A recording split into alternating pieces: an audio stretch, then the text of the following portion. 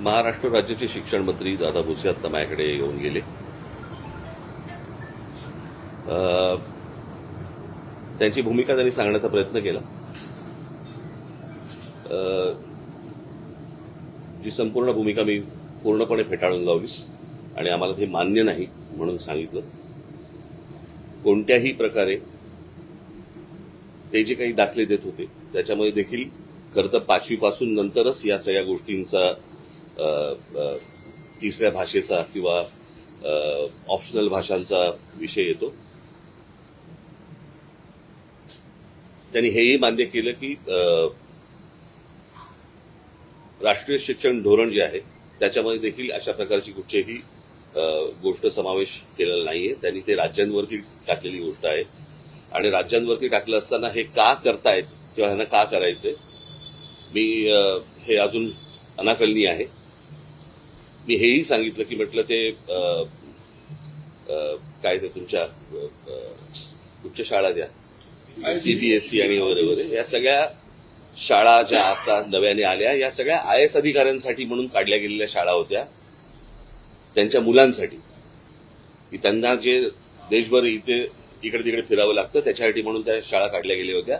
आता त्या गोष्टींचं त्या शाळांचं वर्चस्व ह्या राज्यांच्या शाळांवरती जास्ती करण्याचा प्रयत्न आहे आणि मला असं वाटतं की तोच एक केंद्रातला आणि या सगळ्या IAS अधिकाऱ्यांचा हा त्यांचा तो अजेंडा आहे.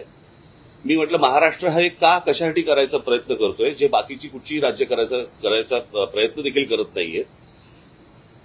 काही गोष्टींची उत्तर त्यांच्याकडे नव्हती आणि ते तेच गोष्टी बोलत होते. परंतु आम्ही त्या दिवशी मला असं वाटतं मी पत्रकार परिषदेमध्ये माझा संपूर्ण भूमिका मांडली. माझी तीच भूमिका आहे.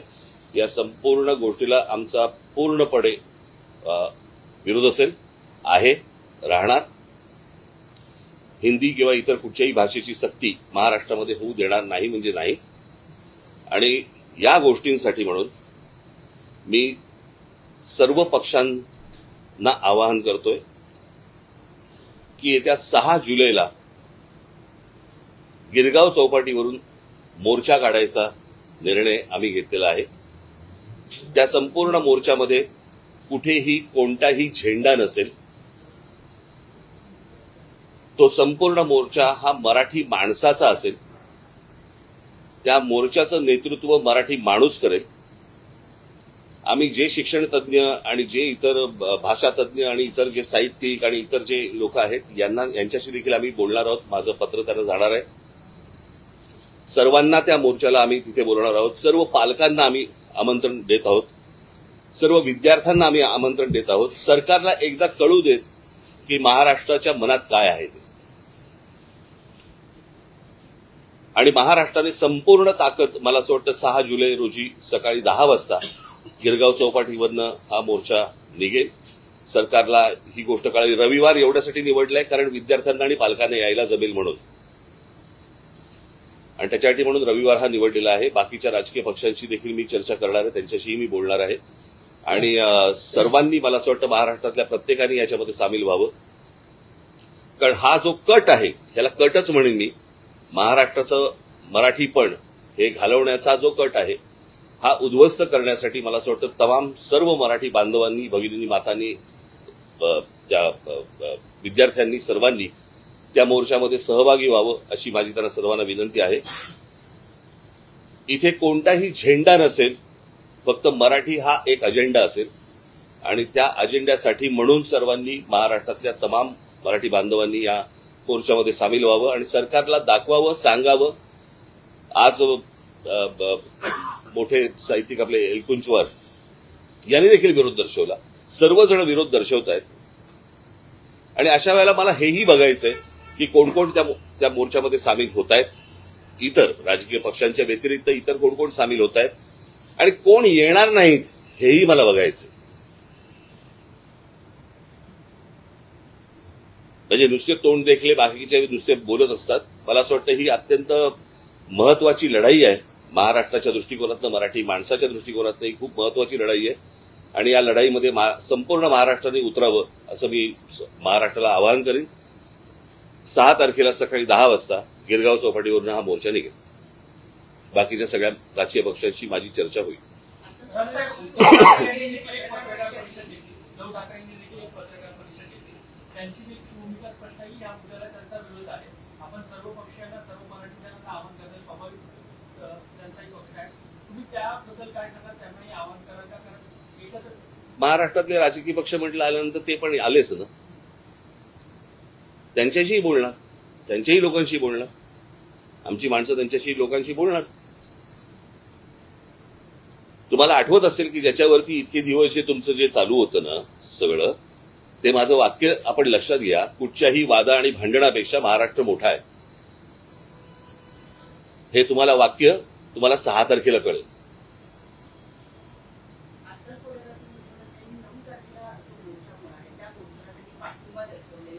मला असं वाटतं आम्ही बोलू ना, त्या विषयावरती बोलू. रविवार एवढ्यासाठी आहे, सगळ्यांना येणं सोपं जातं आणि सरकारला महाराष्ट्राची ताकदही दिसायला सोपी जाते. मी सहज काही 6 तारीख अशीच काही गंमत म्हणून निवडली नाहीये. रविवार आहे, शाळा बंद असतात, विद्यार्थ्यांना यायला शक्य होतं, पालकांना यायला शक्य होतं, इतर सगळ्यांनाच येणं शक्य होतं आणि म्हणून तो रविवार निवडलेला आहे. मला असं वाटतं आपण तेच बोलतोय.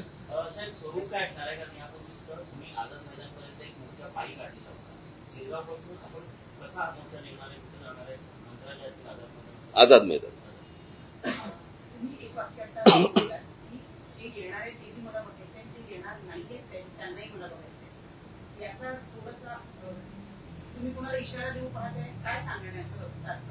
नाही, अनेक लोक ज्यावेळेला इतर तुमच्या माध्यमातून मराठी या विषयावरती बोलत असतात, कळलं का, पण ऐन मोक्याच्या वेळेला येत नाहीत, अशी लोक मला बघायची आहेत ना.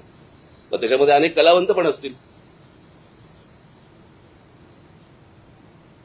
कलावंतांचा मुद्दा आहे म्हणून माध्यमातून, सोशल माध्यमातून तो जनमानसामध्ये काही कलाकार व्यक्त होतात, काही साहित्यिक व्यक्त होतात, पण ज्या पद्धतीने महाराष्ट्रात या सगळ्या मुद्द्यावरती कलाकार साहित्यिक व्यक्त होतील. मला असं वाटतं माझं बोलणं झाल्यावरती होतील.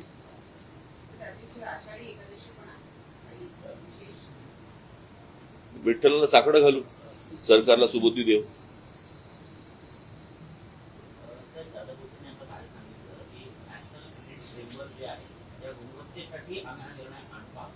त्याच्यावरती मी त्यांना सांगितलं की त्याच्यामध्ये स्विमिंग पण येतं, त्याच्यामध्ये सायकलिंग पण येतं, त्याच्यामध्ये इतर पण गोष्टी येतात. भाषा सोडून तुम्ही कुठची गोष्ट आणायचा प्रयत्न करा, आमचा पाठिंबा असेल.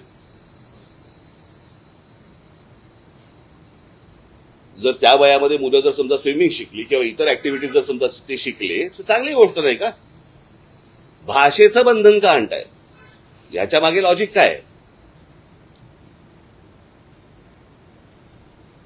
समजा पहिलीच्या मुलांना जर समजा तुम्ही सामूहिकरित्या जर समजा स्विमिंग शिकवलं तर चांगली गोष्ट आहे ना. तुमच्या काय ते रेटिंग प्रमाणे तुम्हाला काय करायचंय ते इतर गोष्टी शिकवा.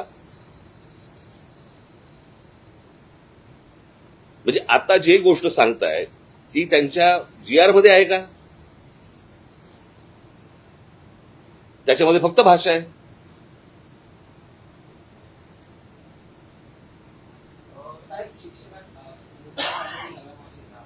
भेटलो ना आता इथे.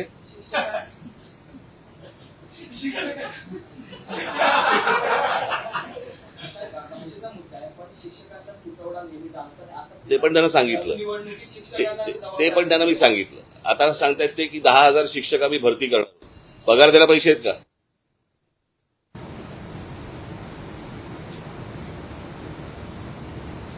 आता जवळपास 90,000 कोटीची कॉन्ट्रॅक्ट ज्यांना दिलेली आहे ते कॉन्ट्रॅक्टर बोंबलतात की आम्हाला अजून पैसे नाही दिले. मला कळलं नाही की ज्या वेळेला महाराष्ट्रामध्ये एवढे प्रश्न आहेत, इतके विविध प्रकारचे प्रश्न आहेत, आपल्याकडे पूल पडतायत, आपल्याकडे अजून चांगले रस्ते होत नाहीयेत, अनेक गोष्टी आहेत, शिक्षणामधल्या अनेक गोष्टी आहेत, ह्या सगळ्या सोडून आपण भाषेवरती काय येतोय? मी मगाशी यांच्याशी बोलताना असं म्हटलं की कुठची तरी मोठी गोष्ट ही लपवण्यासाठी म्हणून दुसरीकडे लक्ष वेधण्याचा प्रयत्न होतोय की काय, असा संशय यावा अशी परिस्थिती आहे. मला काय राज्यामध्ये चालू आहे मला काही कल्पना नाही. मला हे माझ्याकडे आता इथे कागद आलाय. हे सगळं महाराष्ट्रातच का घडू शकतं? JNPT मध्ये भरती आहे आणि त्या JNPT मध्ये भरती असताना त्याचे इंटरव्ह्यूज हे अदानी पोर्टला चालू आहेत.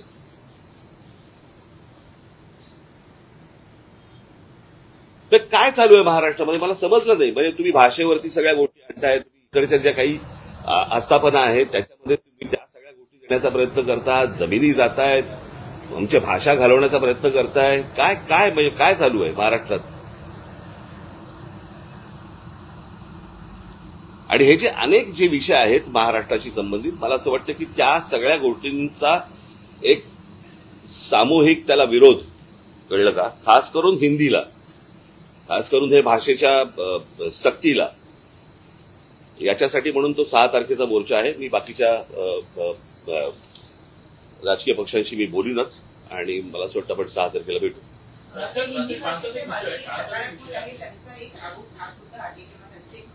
ते कोण? शिक्षण क्षेत्रातले लोक आहेत, वेगवेगळी लोक. नाही, ते कोण? मला ते कोण आहेत? त्यांचं म्हणणं आहे की तुम्ही अपॉर्च्युनिटीज कमी करता. कसल्या अपॉर्च्युनिटी? हिंदी असं काय हिंदीमध्ये ठेला टाकायचंय? म्हणजे काय करायचंय? का डायरेक्ट आता 1ली ते 5वी हिंदी घेतलं की लगेच हिंदी चित्रपट सृष्टीमध्ये आम्हाला काम मिळणार आहे? काय आहे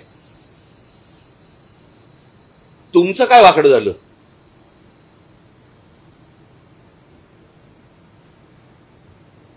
पाचवी नंतर हिंदी आणि संस्कृत हे ऑप्शनल भाषा होत्या ना. याच्यात आजपर्यंत सगळ्या शिक्षण पद्धती सगळेच जण त्याच्यातच तयार झाले ना. मग अनेक लोक डॉक्टर झाले, इंजिनियर झाले, शिक्षक झाले, वेगवेगळ्या क्षेत्रामध्ये. महाराष्ट्र मोठा आहे, पहिल्यापासून मोठा आहे, या शिक्षण पद्धतीमध्ये मोठा आहे ना हो. मग असा काय साक्षात्कार झाला बाकीच्यांना की ज्याच्यातनं तुम्ही महाराष्ट्रावरती ही गोष्ट आणताय?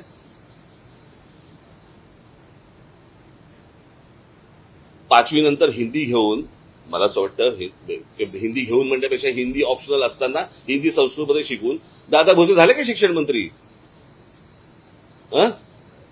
मग विचारलं होतं त्या काय क्रेडिट रेटिंग मध्ये दादा भोसे स्विमिंग येतं का म्हणून?